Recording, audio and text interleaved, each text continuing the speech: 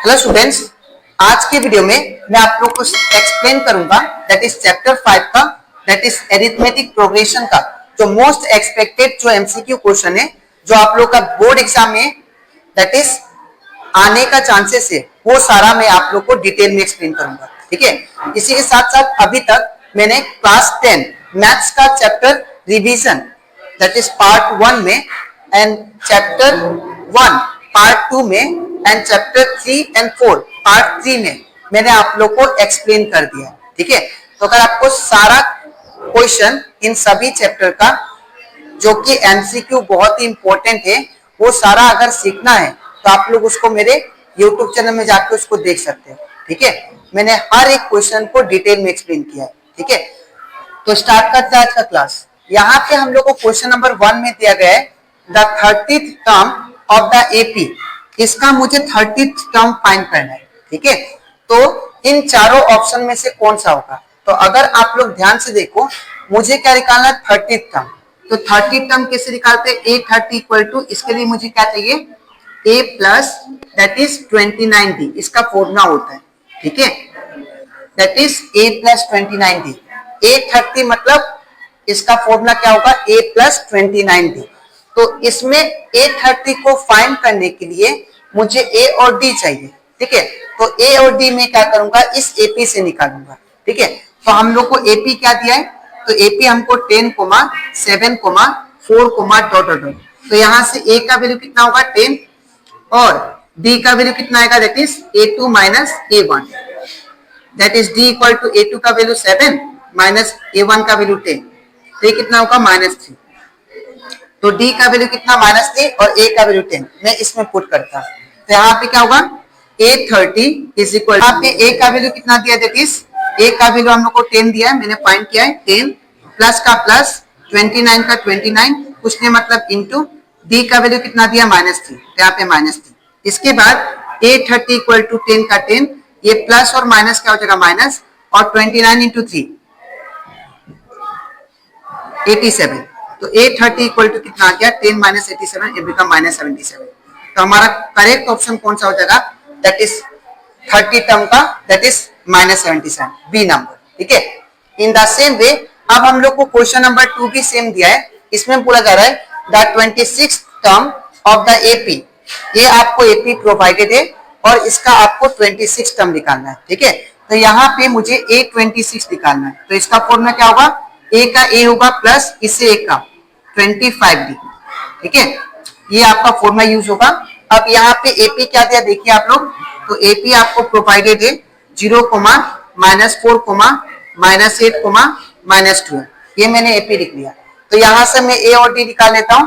तो A का value that is 0। ठीक है, और D का वैल्यू क्या आएगा? Formula A2 minus A1। तो A2 का वैल्यू कितना दिया? -4 माइनस A1 का वैल्यू दैट इज 0। तो -4 माइनस 0 कितना होगा? -4। ये आपका D का आ गया। ठीक है, तो ये आपका A आ गया और ये आपका D आ गया। ठीक है, ये दोनों वैल्यू इसमें प्लेस करते हैं। ठीक है, तो ये कितना होगा? A26 इक्वल टू A का वैल्यू कितना? 0 प्लस 25 का 25 कुछ नहीं मतलब इंटू D का वैल्यू कितना? -4। तो यहाँ पे -4 आ गया। ठीक है, अब इसके बाद A26 कितना आएगा? दैट इज 0 का तो कोई वैल्यू नहीं होगा, plus minus minus 25 into 4 that is 100। तो ये आपका आ गया A26 का वैल्यू। तो A26 का वैल्यू कितना था? That is -100। एक आपका करेक्ट ऑप्शन होगा। ठीक है, तो अब हम लोग करते हैं क्वेश्चन नंबर 3। लेकिन क्वेश्चन नंबर 3 को करने के लिए मुझे कुछ स्पेस चाहिए। ठीक है, तो आप लोग वीडियो पॉज करके इसको आप लोग लिख लेना। ठीक है, अब मैं इसको रफ कर लेता हूं।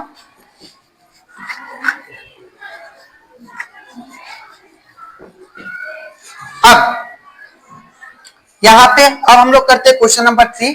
इसमें दिया गया है the first term of an AP is 4। जो फर्स्ट टर्म है एपी का, first term that is a, ये आपको कितना दिया? 4 and the common difference is -3। Common difference मतलब D का वैल्यू, ये आपको कितना दिया? That is -3। ठीक है, तो द फिफ्थ टर्म इज, तो आपको फिफ्थ टर्म फाइंड करना है दैट इज A5।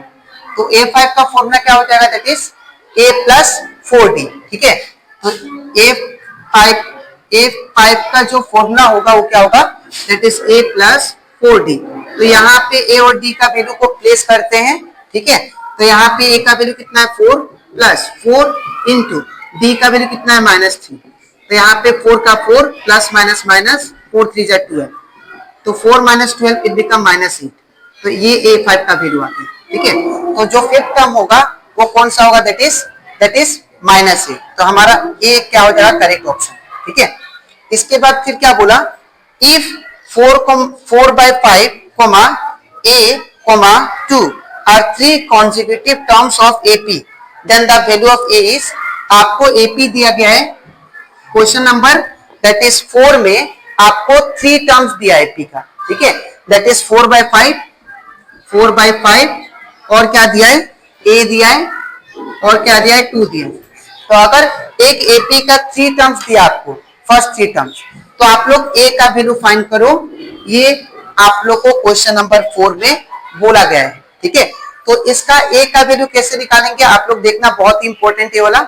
यहाँ पे हम लोग क्या करेंगे, हम लोग जानते हैं कि कोई भी सीक्वेंस, ठीक है, या कोई भी सीरीज AP में कब होता है, जब उनका कॉमन डिफरेंस क्या हो, सेम है। तो यहाँ पे हम लोग बोल सकते हैं कि जो D2 होगा किसके इक्वल होना चाहिए, D1, D मतलब कॉमन डिफरेंस, तो यहाँ पे जो D2 होगा, D2 मतलब क्या होगा, that is A3 minus A2, और D1 मतलब A2 माइनस A1। मैं फिर से एक्सप्लेन कर रहा हूं, कोई भी सीक्वेंस तभी AP में होगा जब उनका कॉमन डिफरेंस क्या होता है, आपस में equal, that is D2 is equal to D1। तो D2 का वैल्यू क्या होता है, D2 का वैल्यू होता है A3 माइनस A2 होता है फॉर्मूला, और D1 का फॉर्मूला क्या होता है, A2 माइनस A1। ये इन सभी का वैल्यू को रखते हैं हम लोग, A3 कौन सा होगा, ये वाला 2 माइनस A2 का value A equal to A2 का वैल्यू A माइनस का माइनस A1 का वैल्यू 4/5।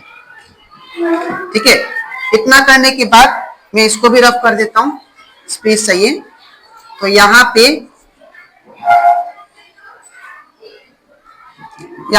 2 का पार्टनर कौन है, तो ये है 4/5, इसको मैं इस साइड लेके आऊंगा, तो माइनस इस रन से प्लस 4/5 इक्वल टू A का A, अब ये माइनस है इस रन से प्लस है, तो ये कितना होगा, नीचे कुछ नहीं मतलब 1, इन दोनों का एलसीएम लेते हैं तो 5 होगा।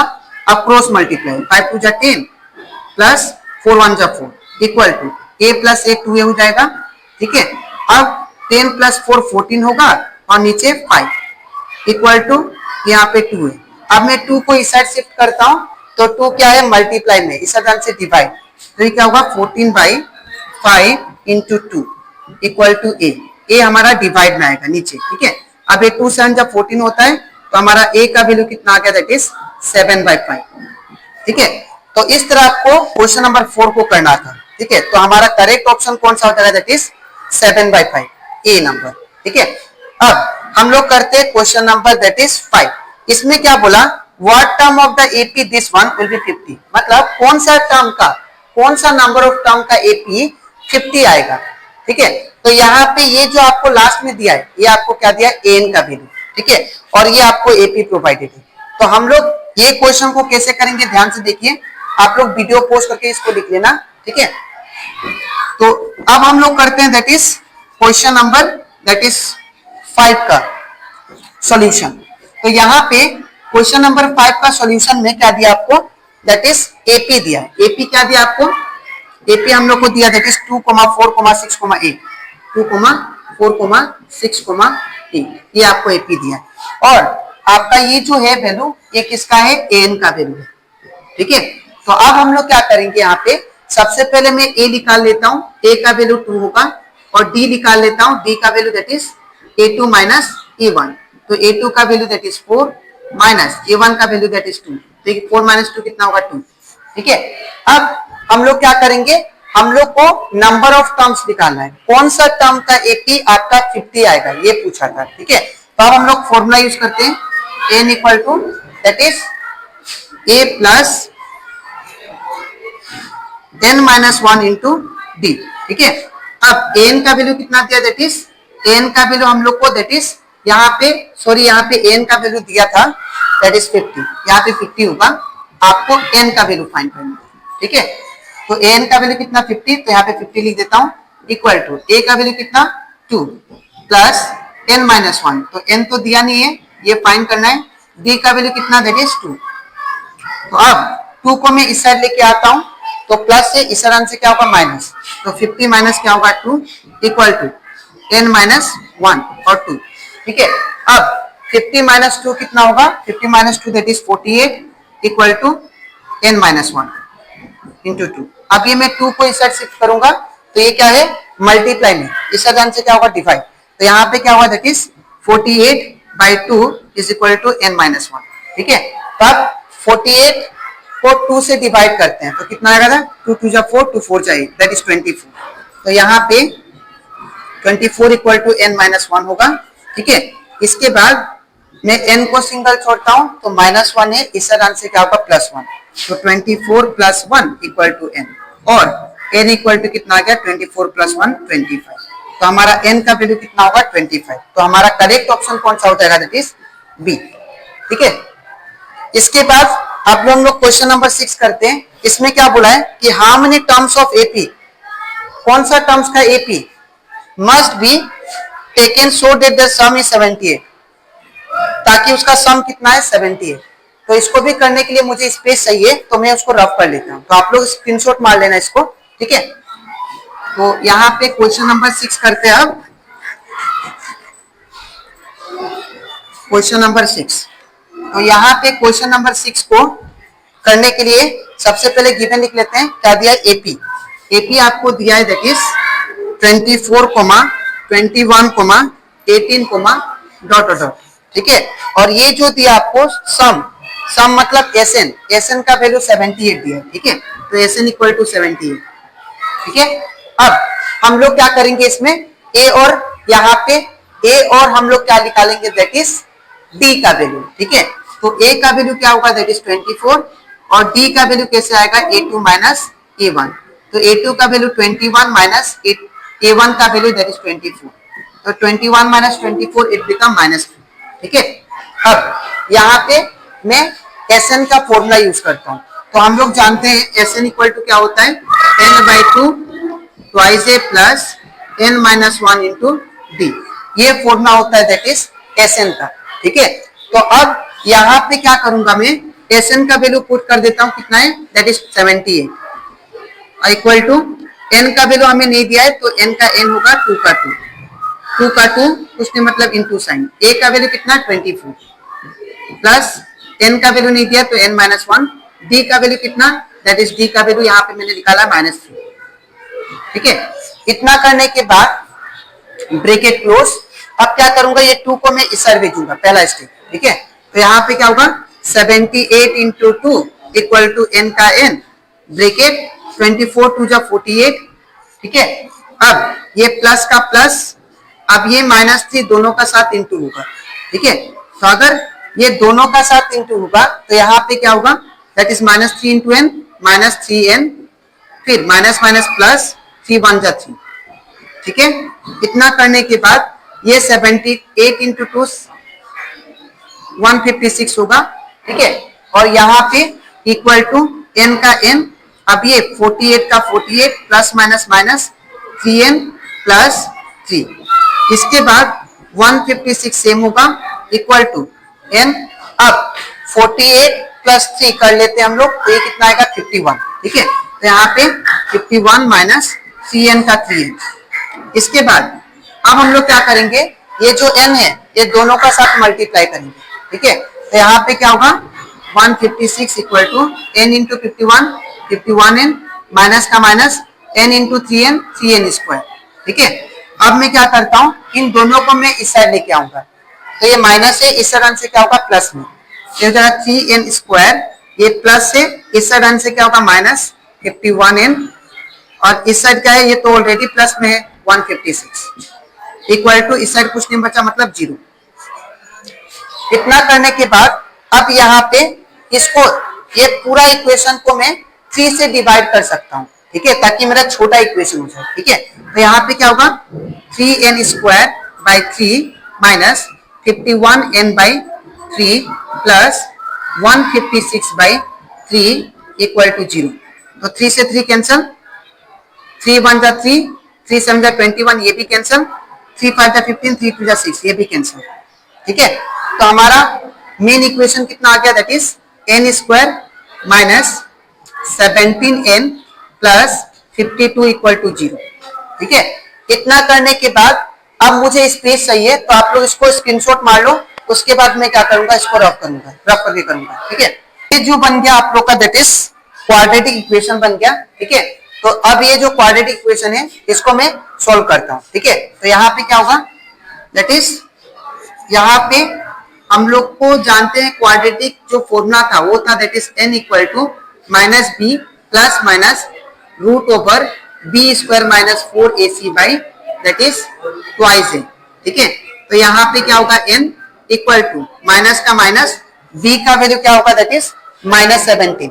यहाँ पे मैं लिख देता हूँ लगने से, a का वैल्यू 1 होगा, b का वैल्यू माइनस 17 होगा और c का वैल्यू कितना होगा 52। ठीक है, तो ये सारा वैल्यू मैं पुट करता हूँ इसमें। तो यहाँ पे माइनस का माइनस, b का वैल्यू कितना है माइनस 17, फिर plus minus root over b का वैल्यू कितना है माइनस 17, माइनस 17 का स्क्वायर माइनस 4 इंटू a का value that is 1 into c का वैल्यू कितना दिया दैट इज 52। ठीक है, whole divided by 2 into a का वैल्यू कितना है दैट इज 1। इसके बाद n is equal to minus minus cancel 17 plus minus root over 17 का स्क्वायर कितना होता है, देखिए 17 का स्क्वायर दैट